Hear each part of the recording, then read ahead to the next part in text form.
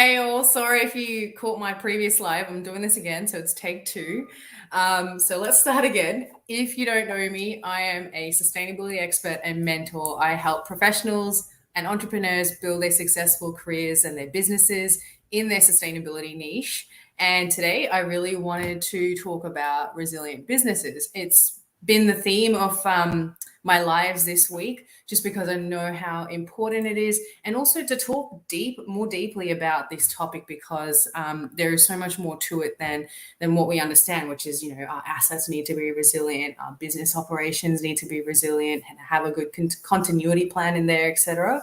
But really, business resilience is so much more about the people as well, the people around our business. So all of the stakeholders, the employees, the investors, the clients, the customers, our wider community, how they perceive us. Having a clear business resilience or continuity plan with these people in mind and with these groups in mind is so important, because our reputation is everything, especially now when people can view your business from across the world and make a snap judgment based on how they're perceiving your business on your online profile, which you don't always have you cannot have control over, not access. You cannot have control over, because anybody can review your business, anybody can leave comments on what they felt your business is doing right or doing wrong. And so having a strong resilience plan with these people in mind, and obviously ultimately thinking about climate change and the environment and lowering your impact, is going to really take your business to another level in terms of your reputation, and strengthening that and putting a purpose and a foundation below that. So I really think it's so important. And the thing is, especially now when our economy is super disruptive. I know I say this all the time, but it's really disruptive. The pandemic has highlighted how quickly something can disrupt our economy, and that our economy is not that stable. And now with the climate change impacts that we're seeing more frequently, we know that we need to be ready to pivot, to adapt. Otherwise, we're going to fail. The pandemic once again showed us that if we're not ready, our businesses will fail, our ideas will fail. And many businesses, unfortunately, had to shut down. But some of the more clever businesses were able to pivot, they were able to adapt, or they were able to buffer that hit from the pandemic and become something new and stronger as well, hopefully. So that's really what business resilience is about.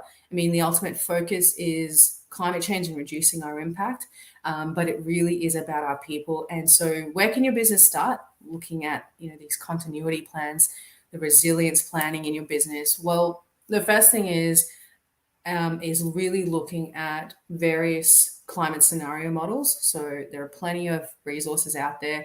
They will give you a good idea of what we can expect should there be 1.5 degrees, which we're very close to, 2 degrees, 2.5, 3. What does that look like? What is the qualitative analysis? Because we're not all scientists, and even a qualitative analysis needs a climate scientist doing this properly. But what can you do to get started and look at the qualitative outcomes? So not quantitative, so not the numbers, but really the qualitative outcomes. Like there'll be less access to the cotton that we need to make our socks that we make, whatever it is that you do, right? So what are the qualitative impacts of each of these climate scenario models? And then what is your response? So what is the adaptation, the mitigation plan? So adaptation is how you're adapting. Mitigation is how you're mitigating the impacts. So what does that framework look like?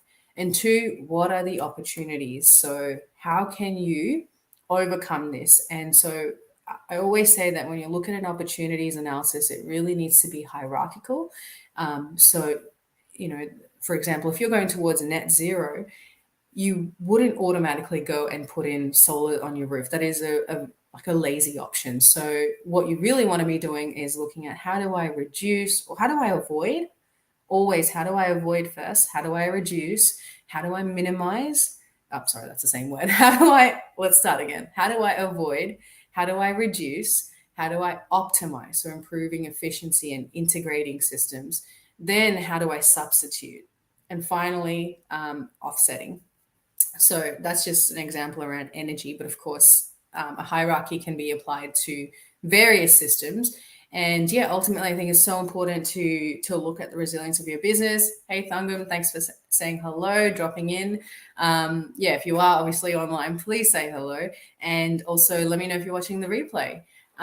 So yeah, I have, I have my ebook that of course really touches on these topics and specifically focuses on the TCFD, which is the Task Force on Climate-Related Financial Disclosure. And the reason the TCFD is a really great place to start is because it looks at three most important things when you're starting to build a resilience plan, which is the risks, the financial impacts, and finally the opportunities. So really kind of what we're talking about here. I just worded it from a different perspective, but ultimately that's what it is risks, financial impacts, and the opportunities.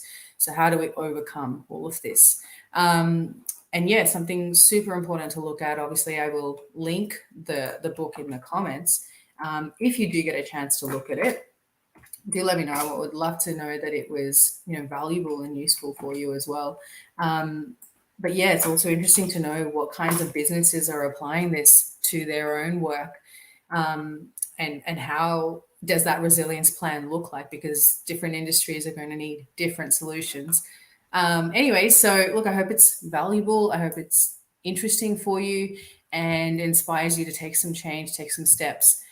Let me know how you go. Drop in. I would love to hear the outcomes or your thoughts, or if you have any questions as well. Hope you have a wonderful day. Take care. Talk to you all soon. Bye.